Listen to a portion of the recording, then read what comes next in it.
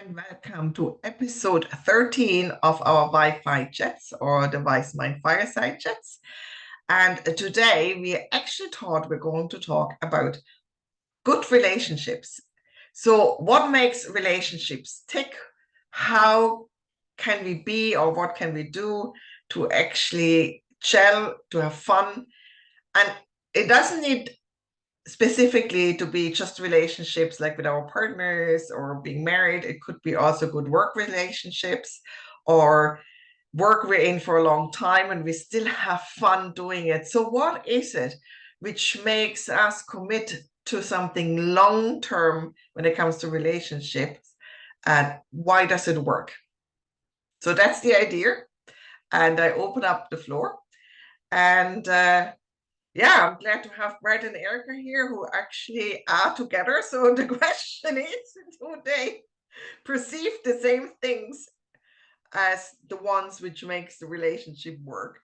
I might just start with you and open up the floor. Okie dokie. Brett, do you want to go, or would you like me to start this conversation? That's rule number one in how to make a relationship work. Honor your partner, right? Like just for me personally, Brett and I have been together. This year will be 16 years that we are together, which is my longest relationship ever in my life, including my marriage that lasted 10 minutes, no, 5 years. But so 16 years is a long time, and I consider it a big accomplishment to actually have gotten here. So what makes it work? I think having a real understanding of your partner, right? And for me, I pose myself with the question, if I'm going to love Brett, how do I have to love Brett in order for Brett to feel loved, right? So it might look different than what I think it should be like, but in order to be in a healthy relationship with Brett, I have to understand who Brett is and give him the space to be that person without any of my own agenda in how he should be in doing that. So that's the first step for me. And that, I'll be honest, is not always easy to do because Brett is a bit of a free spirit. So I have to be very secure in myself in order to allow him to be who he is. I'll start with that. Plus, we laugh a lot. That definitely is key in our relationship. We laugh a lot. We make each other laugh majority of the time, I would say. I think humor is massively underrated in almost every aspect. I think we often, let me personalize that. I laugh at everything. Anything that I continue to do and stick at, I can have fun with, because if I don't have that, then where is the joy in it? You know, laughter is hugely releasing of all sorts of toxins and energies and stuff.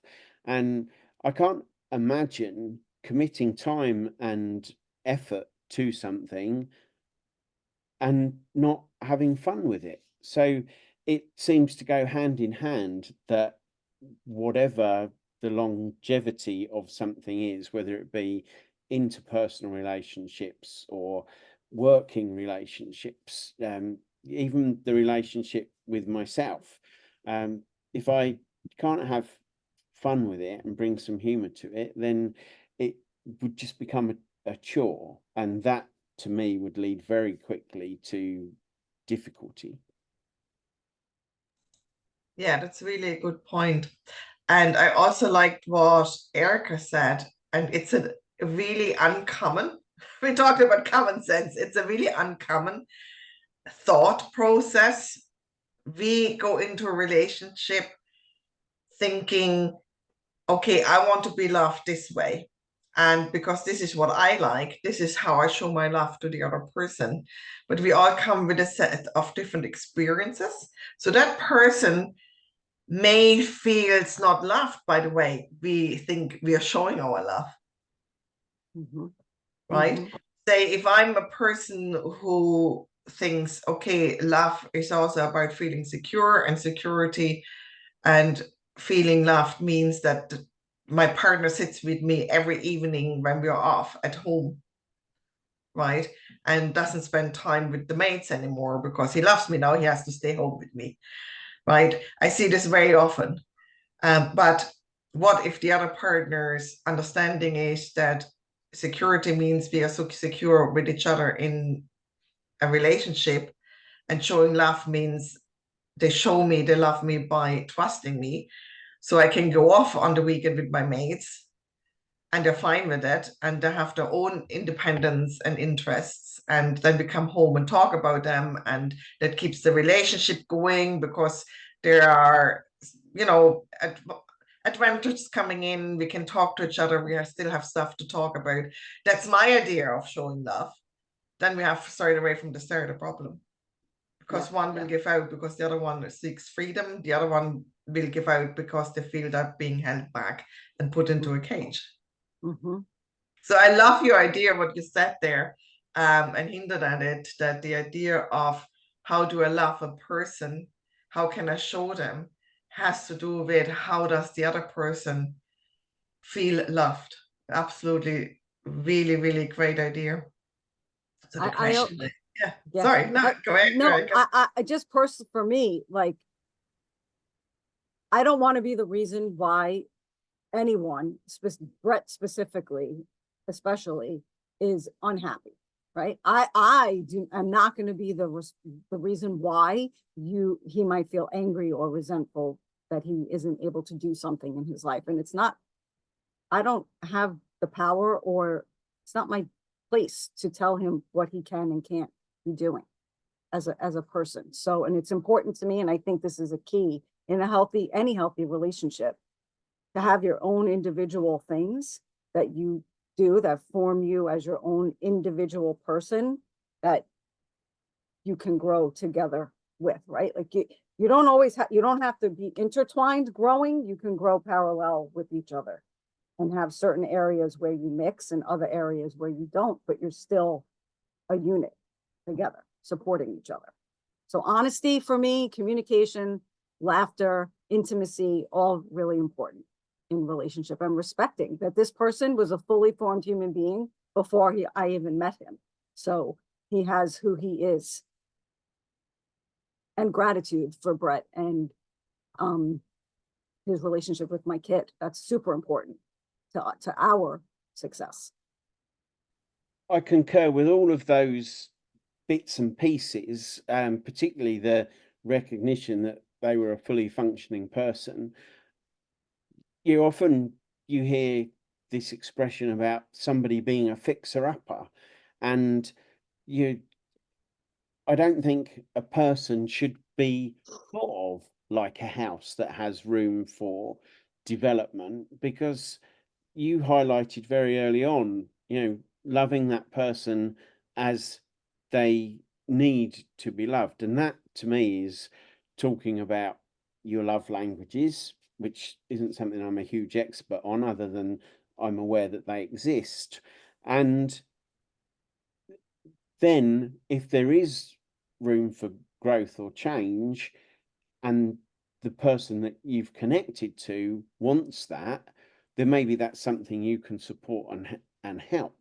But to actually sort of look around for somebody that's got potential and then prep them to be something that you want is not honoring of what they already are or were.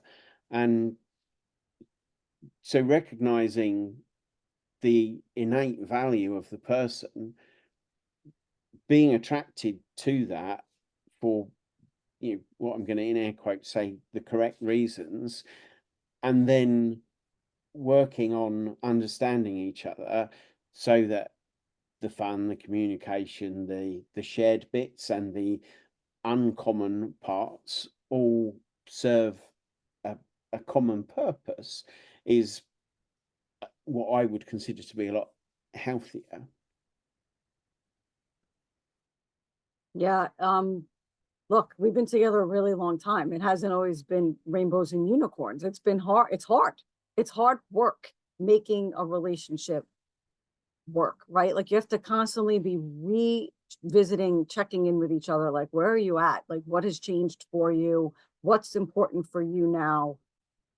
What do you need from me? Right. And the best we can do for each other, and he can speak on this if he wants on his own, but what the best way I know to be with each other is to just show up as honestly as you can for each other with a desire and a willingness to actually hear what they're telling you they need, and really wanting to be the person to give them that, right? Because that to me is the best way you can show up for somebody. Like, I might not be perfect at what you need, but this is what I can do, and this is what I want to do to make you happy the best way that I can. The rest is on you. I'm not responsible for every bit of what makes you happy. You have to do some of your own in carrying your own weight for yourself, right? And I think it was somebody in one of our meetings in ecology said this quote that, you know, I'll take care of myself for you, you take care of yourself for me, and we'll meet somewhere in the middle with a common shared goal and desire. And that's the best you can do. Brett, I'm very nosy to hear what wisdom. Before you talk, I'm going to let everybody know that don't, like, if he starts falling asleep randomly in the middle of this conversation, don't be alarmed. That's Brett's defense mechanism. when we start talking about this stuff, just letting everybody know. But go ahead, the floor is yours. So for me, it's really just acceptance and accepting the person that you're with for who they are, not trying to change them. And, you know, you only find so many people, right? And you come to contact and get to know them.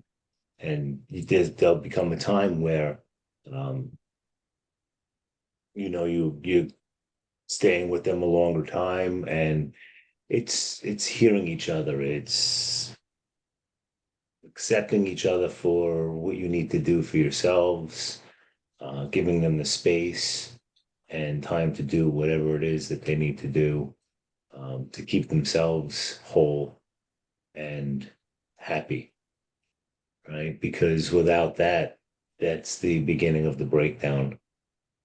Without them being happy,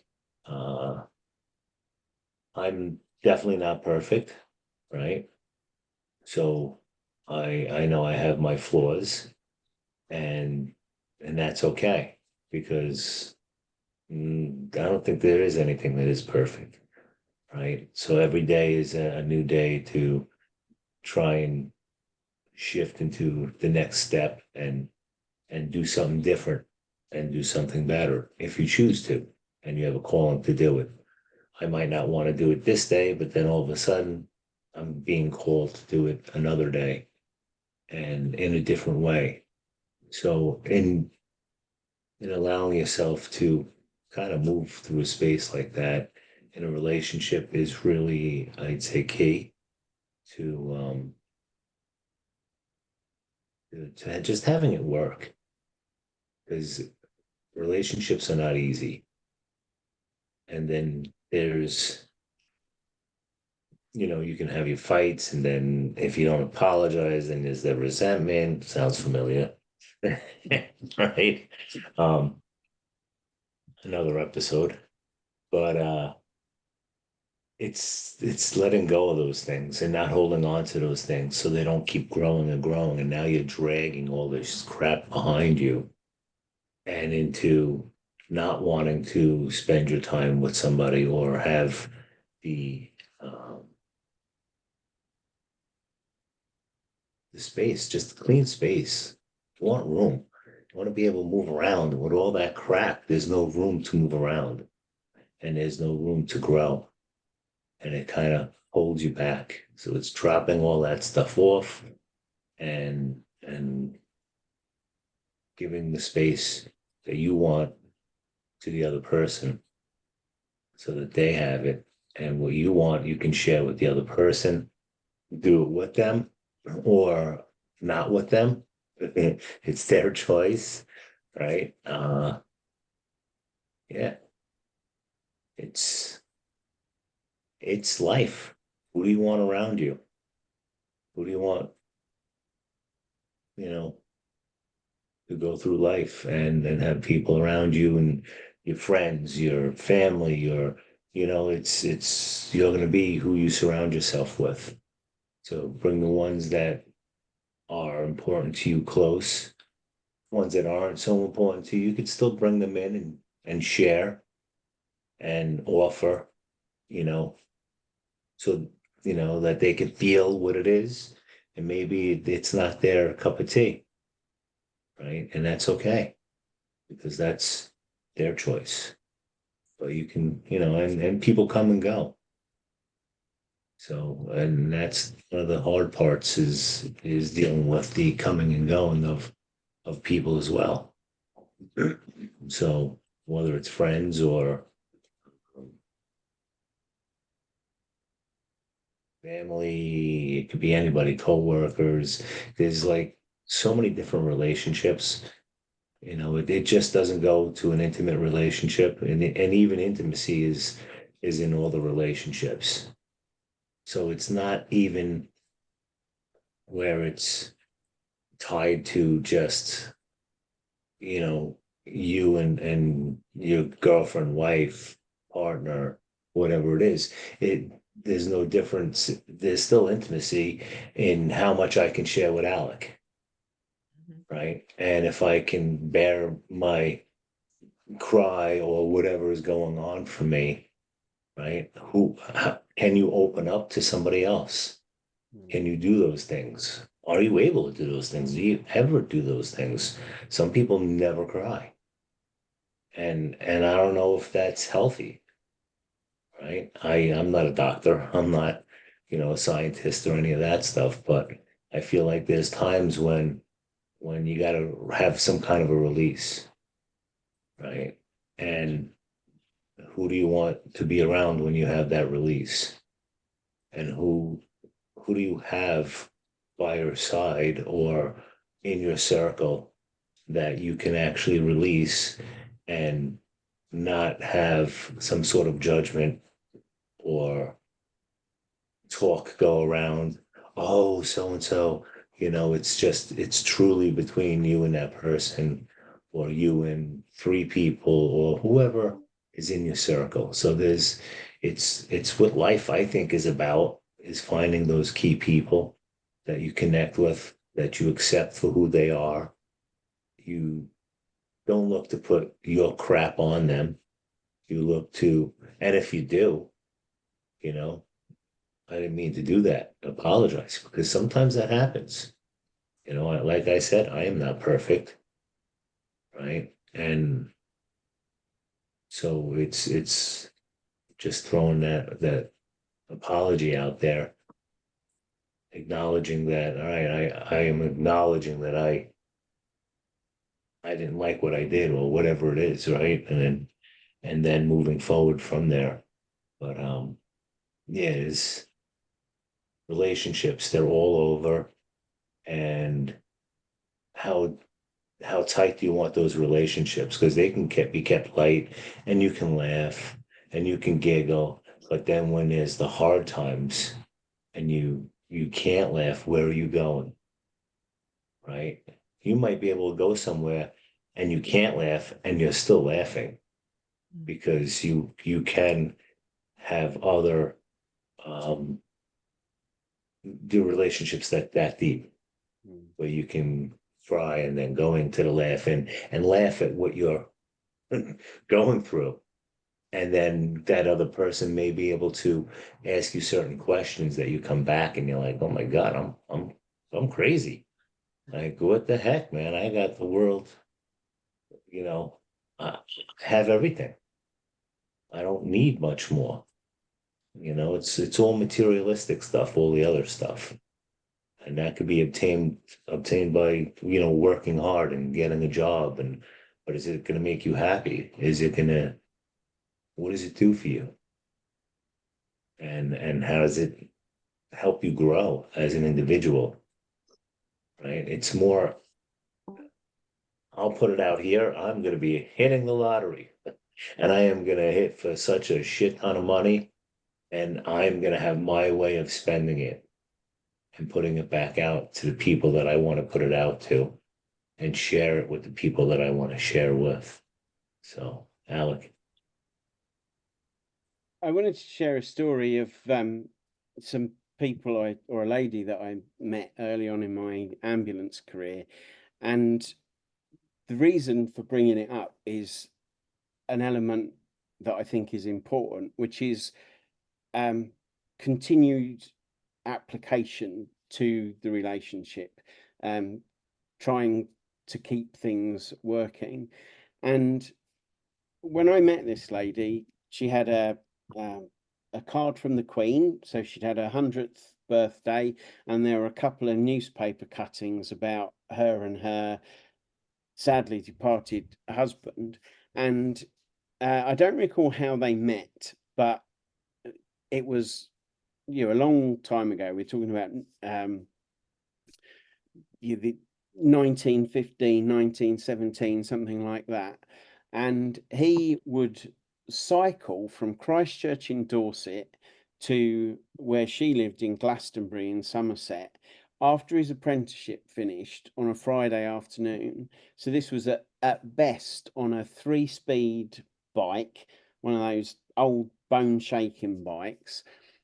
And we're probably talking 50 or 60 miles. I don't know. I should probably have Googled that. But he would cycle there after work on a Friday to woo her. And that was her phrase. Because he was only courting her or trying to court her, he was made to sleep in the coal shed by her father. And then on Sunday night, after they'd taken a stroll after dinner, he would then get on his bicycle and pedal all the way back to Christchurch in Dorset overnight so that he was there for his apprenticeship on Monday morning. And he did that every weekend for 4 years before he'd saved up enough money for her father even to say, you can now court my daughter officially. I think they married about 6 months later, and they were married for somewhere in the region of 70 years. And she said to me, because you couldn't not ask the questions about this relationship, she said, he never stopped wooing me. And I think that's so important. I think I've seen so many times people who get the object of their affection and then it just stops. It's like, yeah, got it in the end, had the chase, the thrill of the chase, that kind of thing. And then what? We need to have an idea of where we want things to go. And it's recognizing that I want this person in my life for the highs and the lows. I want to go and see the world, and I want to take this person with me, or they are the person that I want to share that challenge with, or who so it's a continued reapplication. Erika mentioned checking in to see where you are, which I think is great advice. That was something that I would certainly add in to any new relationship. But reaffirming the commitment, and I don't mean like waiting 10 years to do your marriage vows again. It's kind of every morning, I'm going to go through this day knowing that this is the person, this is the career, this is the whatever that I want to dedicate my efforts to. And I think that's really important. I think it comes down to, again, being mindful that everything that is a choice, right? Like you choose the relationships you are in, you choose whether you want to stay or not, and you choose how you're going to show up, right? Brett and I have been through a lot in 16 years' time. Not all great.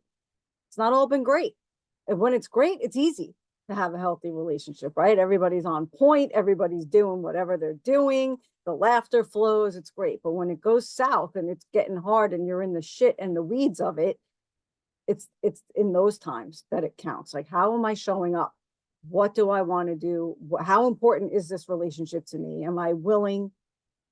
We've had those conversations. What are we doing here? Like, what's important to us? Do you want to stay together? Do you not? And it always comes back to, I can't imagine not being with you. So what do we have to do to make this work? How do I have to hear you differently? What do I have to do? Right? Within your own boundaries as a human. Let's not forget that we all have our own set of personal boundaries. You have to be honest and truthful to yourself and how you're showing up in your relationship. And if that person is as important to you as you say they are, then what are you not doing to have them feel that, and actively making choices to do the opposite if the relationship's not working. Since it's choice every day to show up to your relationship. Sometimes you do things you don't want to do because the other person, it's really important to them. So you do it because I love you enough. This is important to you, not important to me, but I'll be there with you because it's important to you and you want me to partake. It's choices. It's all choices. Yeah. So what I really hear, to have good relationships, being it a partner or friends or family, it's all about being with the person there in the present, checking in where they're at,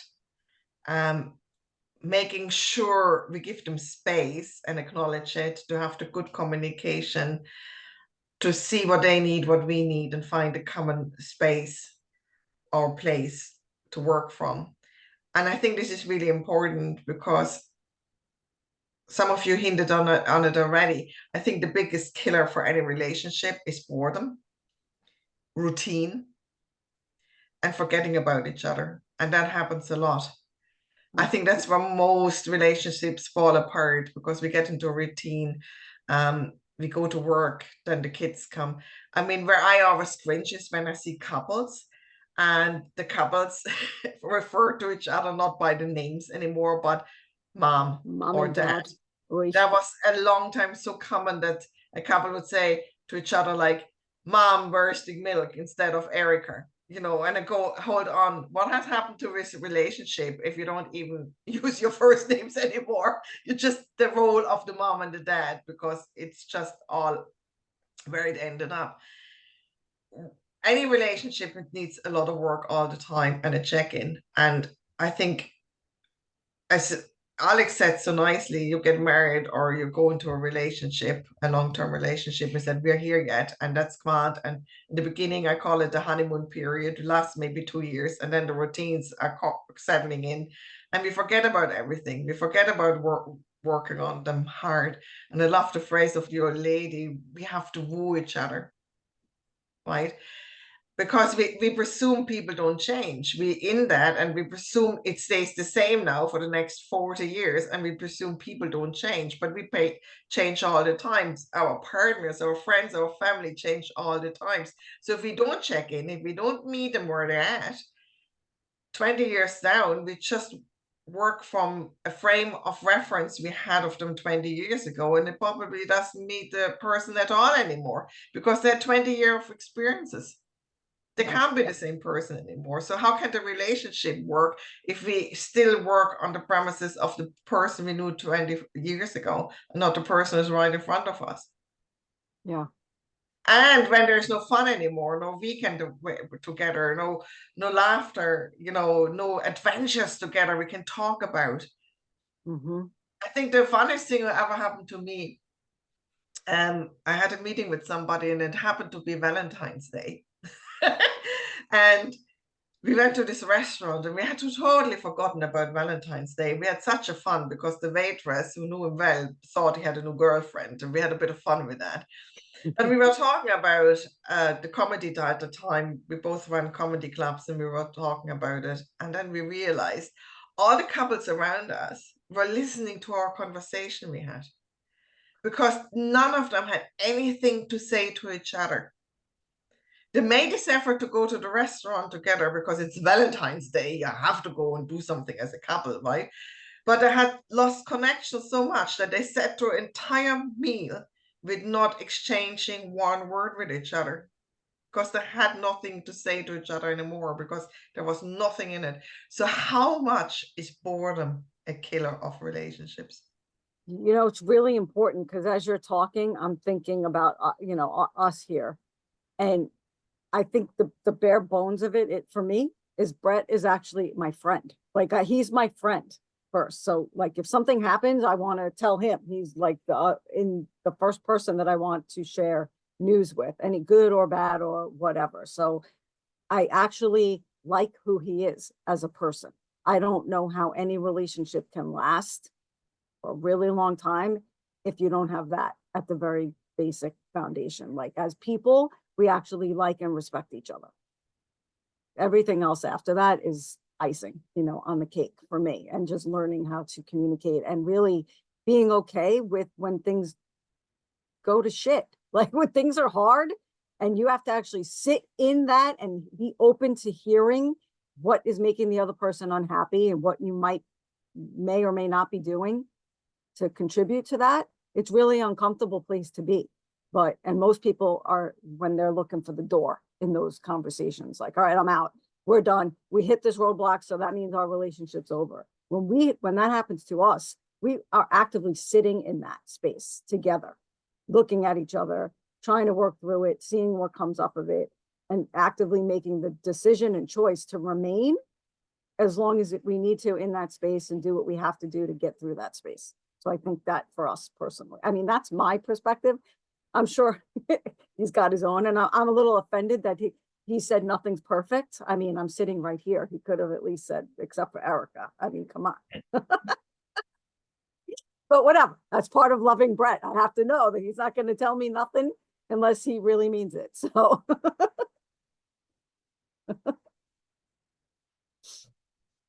16 years, it's been a long time. I'm proud of us. It's an accomplishment. As a, with a single mom with a kid in a relationship who he open-heartedly accepted. That's a big deal. You don't see that a lot. So it's my take on it.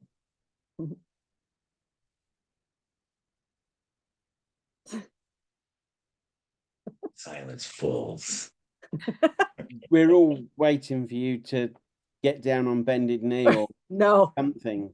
no, that's Sorry. never happening. And that's also what makes our relationship work. There's no talk of that. Yeah. So, Brett, are you still wooing Erika? Still wooing her? Yeah. Yeah. It's not a conventional what wooing looks like to the outside world. Look, if we can't agree on what common sense is, we're never going to get unification on wooing. That's an important unified... point, though. That's an important point, because I think a lot of people allow outside influence to affect their own relationship, right? Like what it doesn't appear to look like a normal relationship to other people. And if you allow that to creep into your own relationship, it could really mess with the relationship. But we're not married.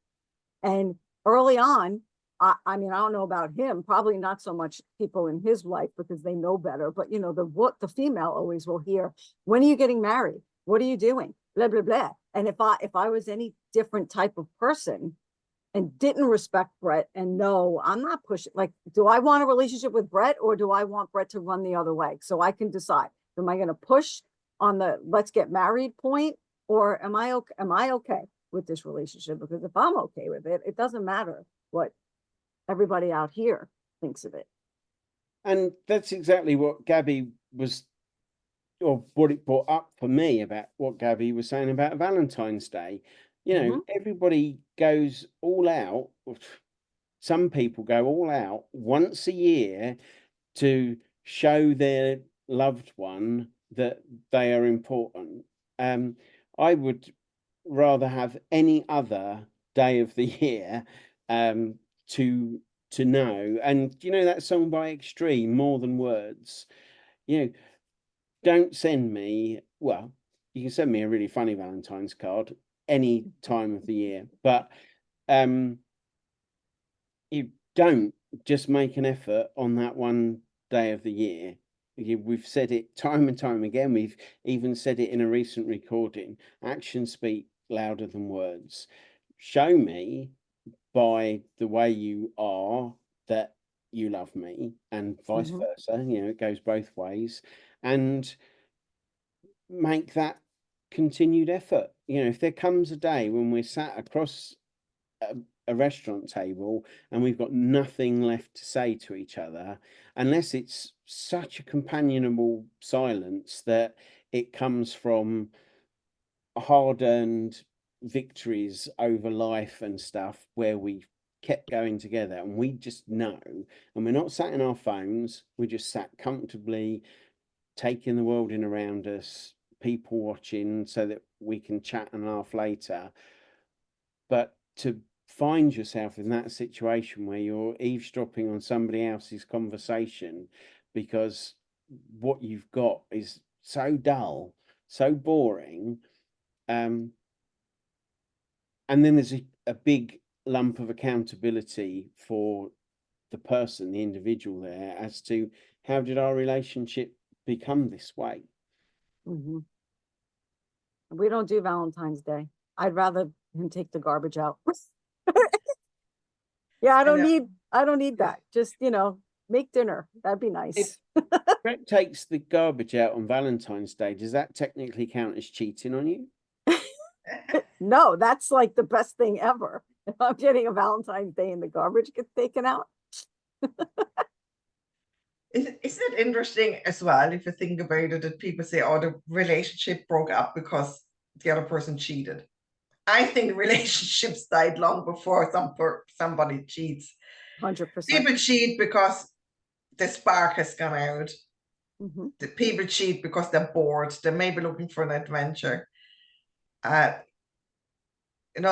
the that old movie. Oh, I can't remember the name of it. With Arnold Schwarzenegger, where she goes out to have an affair with a guy who says he's a spy.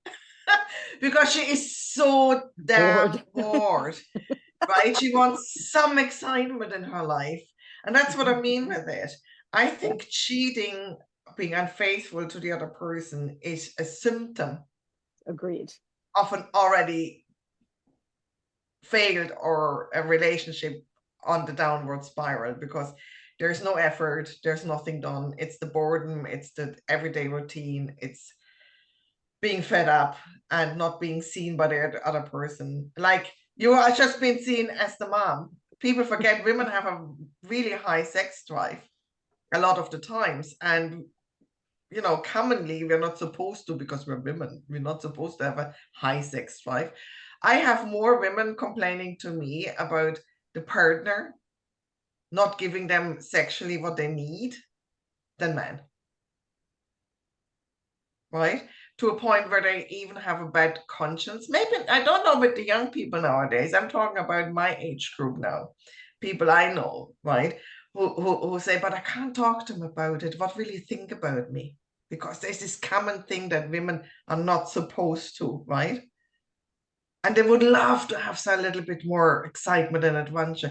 They don't even talk to their partners about it, because what will you think of me? And that's already for me a sign that the communication isn't right. If you cannot say to your partner what you're sexually like, but talk to a friend about it, there's already a problem. Mm-hmm. Right? We don't have that problem. But you know what I'm getting at? I think people are so hung up as, oh, he broke the trust or she broke the trust because they cheated. No, the problem started long before. Yeah, no, that's definitely, I agree with that 100%. Both ways. I mean, both ways. And what's funny is that when that does happen in relationships, the other person is like always so surprised. And it's like, if you actually paid attention, you would have seen this coming.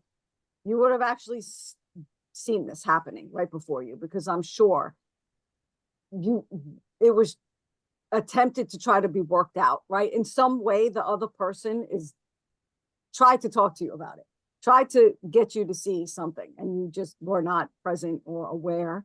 And so now if something finally happens, it's like a shock to the system. It's not a surprise. We've said many, many times about balance in everything and communication at the root of everything. And if you can't take the opportunity at the start of a new relationship where there's so much excitement and fission and everything else to talk about the really important parts, like I'm a sex fiend. I hope that doesn't turn you off. You know, kind of, you know, personally, I'm thinking that would probably score quite highly for me. But you know, you need to take the opportunity in those early days when you are so open about talking about everything to make sure you know what each other wants. I mean, the idea of people, let's say married, but any kind of commitment, moving in together, and you still haven't communicated about pretty much every topic under the sun is potentially a recipe for some disharmony at some point in the future. And yeah, I think most people are aware that there's a bit of a honeymoon period, but if you feel that that's starting to wane, then that's a great time to say to somebody, you know, not in an unkind way, obviously, but you know, I feel like we're reaching a point where you know, some of the newness, you know, has passed, and we're now getting into, you know, this really exciting time where the plans and the groundwork that will keep us together for a long time can be addressed, which, you know, I suppose it's that non-confrontational sort of way of speaking where you're not saying, oh, you know, the spark's gone. You're saying we're entering a new and different phase of the relationship. From my perspective, what's going to make this the best and the most exciting that it can be? And if that means, you're right, what's that? So it was True Lies, the movie, but then I went on that song about drinking tequila and you know, where they makes your clothes fall off. Hearts column. No, you know the song. They both write into the Lonely Hearts column. Oh, Escape, a Pina Colada song. Yeah, the Pina Colada song. Yeah. I didn't know you like pina colada. Did you ever ask me? Right. Exactly. Exactly. Yeah. It's just communication, and like I said earlier, you got to hear what your partner telling you. Yeah. Got to be willing to hear it. Yeah. And it's sometimes simple. And somebody told me this lovely story, and it really brings it down about the communication within the relationship, about this couple who had breakfast, and they're married for like 40 years. And that morning, they had a routine. Every morning when they cut a bun, he cut the top part and gave it to her because he presumed she prefers the top part, because he presumed he loved the top part, and she gave him the bottom part. Again, she liked the bottom part, but because she wanted to be nice, she gave it to him thinking he prefers it too. They never talked about it. And 40 years later, they realized that she always ate the top part, preferred the bottom part, and the vice versa, right? Because they never had the conversation. It's a simple example, but that's, you know, if you take the deeper into more important and really, yeah, subjects within the relationship, it just shows where it can go wrong so easily if you don't have this open conversation, as Alex said, and at the start in the honeymoon period where you pretty much probably can tell everything, right? Yeah. It's interesting. Now I'm like, when we're done recording, I'm gonna go upstairs, and Brett and I are gonna be like, where are we at? What, do you like the top part or the bottom part? Just make sure you both know exactly what it is that you're talking about. Yeah. Very important. Yeah. We have a little thing that we do at night. Don't get nervous. Don't get nervous. It's like So we have a thing, like when we're getting ready for bed, like in the bathroom. So if I'm in there first, like we always put toothpaste on each other's toothbrush. That's a little thing that we do for each other at night, that it has become a thing. So if one of us forgets to do it, it's almost like everything okay? Like, is there something we need to talk about? Are you all right? You forgot to, not that I'm upset about it, but it's almost like a nonverbal communication now. Like maybe there's something going on that, you're preoccupied with, or something that you didn't put the toothpaste on the toothbrush for me. And I don't even know when that started. It just became. And to me, it's thoughtfulness, right? Like taking care of each other, even in the form of making sure that you're brushing your own teeth. Because I'm not brushing your teeth for you, but I care enough about you to make sure that you are brushing your teeth. Because of the breath issue. Because I don't want his teeth to fall out. And And I don't want my teeth to fall out. Yeah. Do you know, after my first marriage ended, I used to occasionally get phone calls from my now my first ex-wife, and she would say, we kind of grew up together. You knew that you were warmer bodied than I am, and you got used to me bringing the duvet down and snuggling up on the sofa. So, how soon is it that I'm okay to put my PJs on and snuggle up on the sofa? Do I have to talk about this? Can I just do it? And I'm like, tricky one to know. And we would have these conversations like, I think maybe you just come down with the duvet, and if there's shock and surprise, it'll be commented on, won't it? And it struck me as odd in a certain light that a relationship could fail, but you could stay sufficiently amicable that if you wanted relationship advice, you would phone the person you just recently divorced to get an insight on that.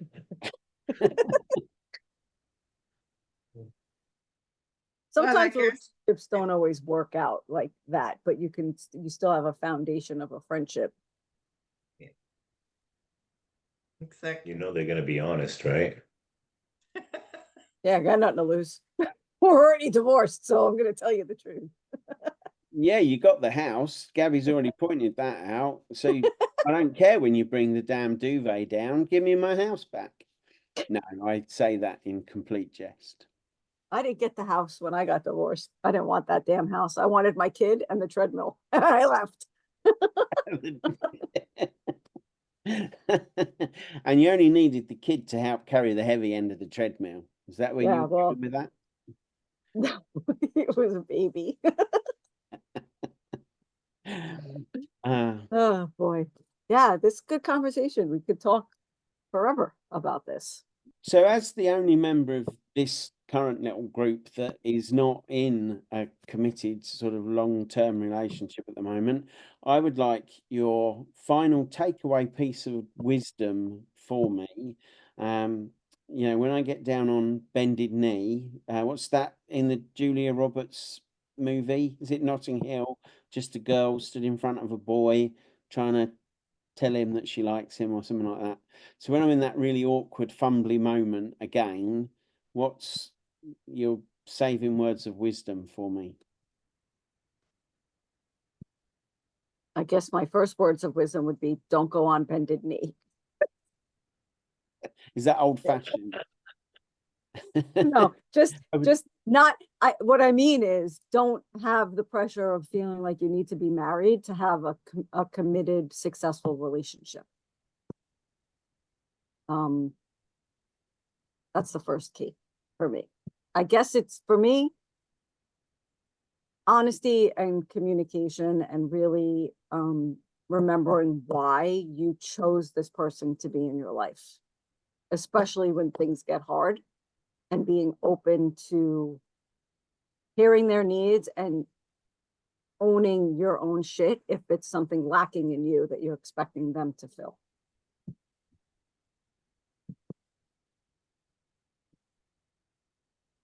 And keeping the sparks going always helps. I'll just put that as a side note.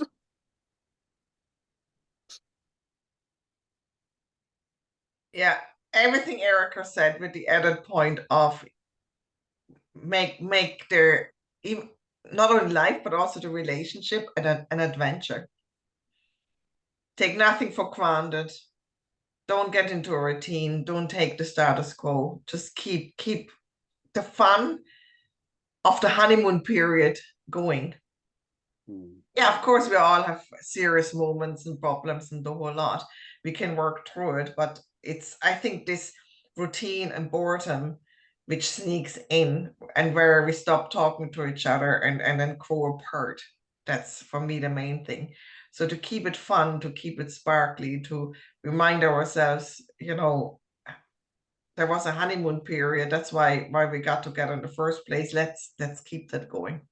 And that goes hand in hand with the understanding, meeting the people at the point of life where they're at, the good communication, the exchanging, and having a solid friendship as the base, a solid friendship.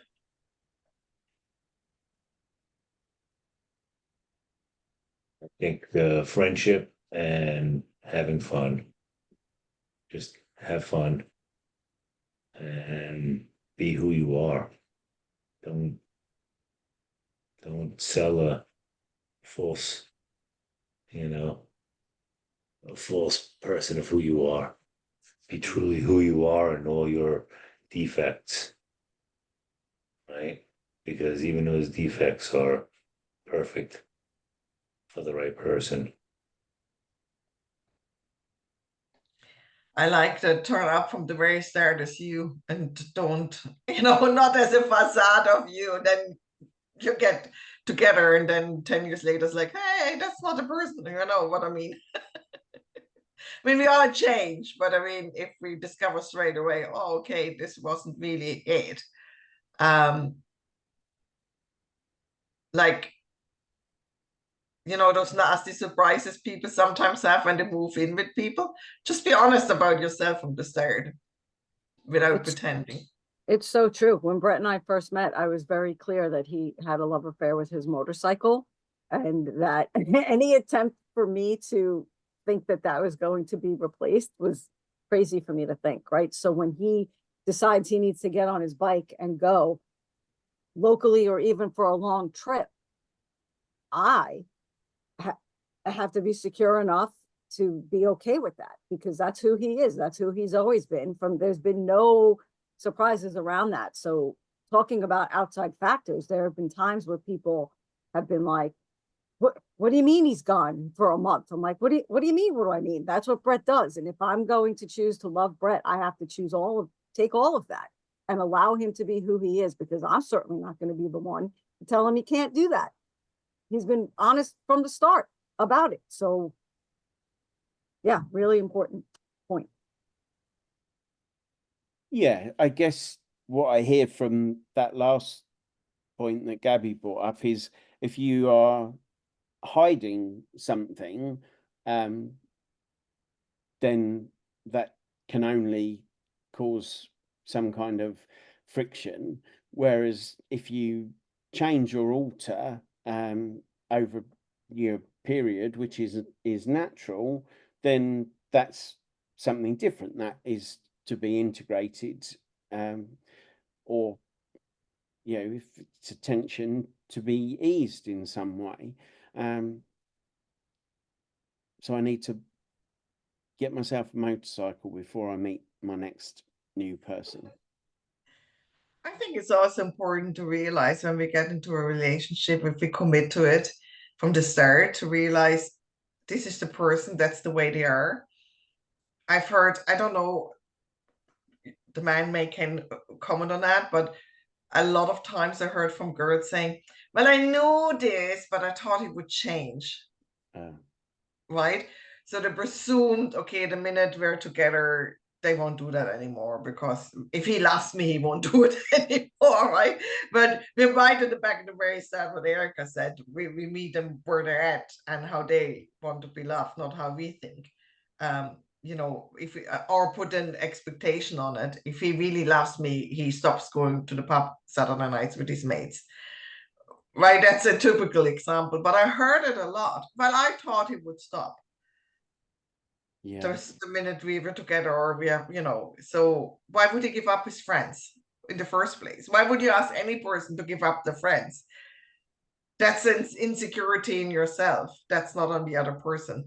So yeah, accepting the person as they are with everything going, as Brett said, including the words, is really important, and not to have these expectations, I can change them or they will change. If you're not happy with something and you can't accept it, like Erika said, if you wouldn't have been accepting of the love of motorcycle, well, then don't get together. Mm. Because Yeah, that's from the start of a relationship for failure. Because you yeah, ask it wouldn't have worked. It definitely Yeah. would have not worked. I mean, Yeah. there would have come a point where Brett would have just been like, well, tough shit. Like, this is what I'm doing, take it or leave it. It wouldn't have been his problem at all. It would have been my problem entirely.